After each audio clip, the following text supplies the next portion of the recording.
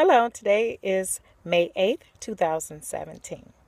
My name is Tuwalami McCutcheon, and today I'll be doing a presentation for the class HWE 200, the Introduction to Health and Wellness. My instructor is Dr. Shepard. Today I'll be discussing the dimensions of wellness as listed in our text. There are 7. They are environment, social, emotional, physical, spiritual, intellectual, and occupational. Now, when we think of the environment in respect to our health, we think of the outdoors. The hazardous waste, any toxic fluids in the air like rain or anything that can cause harm to our bodies. When you think of social, it is the connection to others, as listed in our text, pertaining to how we maybe conversate or hold any type of interaction with one another. When you think of emotional, this affects the monitoring of stress levels in one's body, as listed in our text. This can be letting little factors turn you from positive to good as far as your stress levels or your behavior. You know, some people are very sensitive and can just start crying at the drop of a dime. So this targets any kind of emotional awareness within yourself. Next is physical. Physical fitness, to keep fit, and nutrition. Now, in my case, physical fitness is where I lack. I am motivated to do, especially in work, I'm motivated to moving around and flexibility for work only. But when it comes to getting out there and doing all the stretching, going to the gym, I'm less motivated because I have more on my plate these days. So the physical part pertains to physically getting your body fit, and the nutrition. Eating the right foods, including vegetables, the greens, anything like that. Spiritual, being forgiving, nurturing yourself as related to our text. Spiritual, to me, would mean staying in close contact with your beliefs, your inner self, almost like doing yoga. Your meditation, okay? It is taking care of yourself, spiritually, guidance. Intellectual, developing a concept to know right from wrong. Now, most of us know our homework needs to be turned in on time, and we know you can't turn left on a red light. So those are the things that intellectual, meaning as far as what we should know already is right from wrong. Now, occupational. To me, this is, as listed in our text, balancing our work life and being flexible to be successful, placing yourself for achievement in life. And this is what I'm doing. After so many years, I'm going back to school. I have just made so many adjustments, holding down more than one job because I'm trying to purchase a house and just setting myself up for success. My 3 weakest dimensions are social, physical, and spiritual. Now, socially, my intimacy level is very limited. I really don't make time to enjoy other people's company or trying to really hold a connection to them. It's just me and my husband and my dog.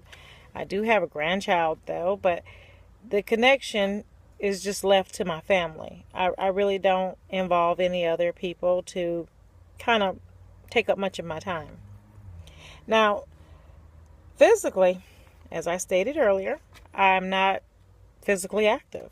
So I really lack in that department, and I am trying to motivate myself to lose this extra weight. If not just for myself, I would like to be around longer for my husband. I don't want him to outlive me. Okay, and then spiritually, I don't mind taking time for myself. I just remarried, and I got a late start back with school. So spiritually is doing something for yourself, your inner thoughts of what you want to do, progress in life, and just be effective, a responsible person in society. That is what I feel that spiritual in this dimension means to me.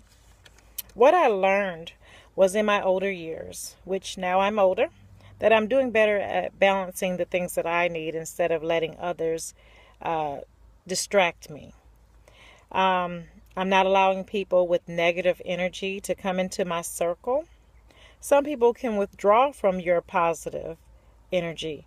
They could be, for instance, having a bad day and just out of the blue want to start an argument with you because you're in such a good place in your life that they want you to be miserable. As my mother says, misery loves company. So that is what I've learned. And when someone is in bad company and you're in positive company, they can reverse and take away your energy, making it negative. Lifestyle factors that lead to these weaknesses. It's hard to adjust to moving. I've moved several times, but after me and my husband married and we settled in one place, we decided to buy this house. And so I'm at a point in my life to where I feel I can actually put my feet down and let things start to grow around me. I struggled with decisions, especially about my mother. She is elderly now, and she lives in Michigan, which is my hometown. And so that's like 2,000 miles away, and I do worry. My strongest dimensions are emotional. I hold things in and never really let other people see me sweat, if you will. But it is pertaining to me not drawing attention to whatever it is negative, not positively going my way in my life. Occupational. I have to work 2 jobs and go to school. This is to support the lifestyle that I like, that I want, and what I would like to leave for my children. I also have a candle business I started in memory of my deceased daughter who died 10 years ago, and it is called Mahogany's Blessings. Environment. I have paid close attention to my surroundings, especially my health. I am the only one of my siblings without any health issues at all. I'm a little overweight for my size, my age, but it's not been a factor in my life. I know that the laws have changed in healthcare, and I've been concerned with that, but it's been positive as far as my future generation with my family. We're holding it together. We're not letting our surroundings affect the way that we carry on to where, we're not having any health issues. The lifestyle factors that have led to these dimensions being the strongest for me are the population effect, wellness, and that plays a part in my ethnic population. African Americans tend to lack the medical attention and education needed to be sufficient. In explaining this, meaning that I am an African American and my population is really at the top of the list that are at risk for a lot of health factors. And so me eating right or trying to eat right and letting my children know how certain things affect our health is what I pay close attention to. African Americans, we suffer the most from hypertension and asthma. And HIV is spreading amongst our culture rapidly, especially with our women. I have learned that wellness is a strategic effort of consciousness. You need to be aware of your surroundings and be consistent with a pattern that works for you.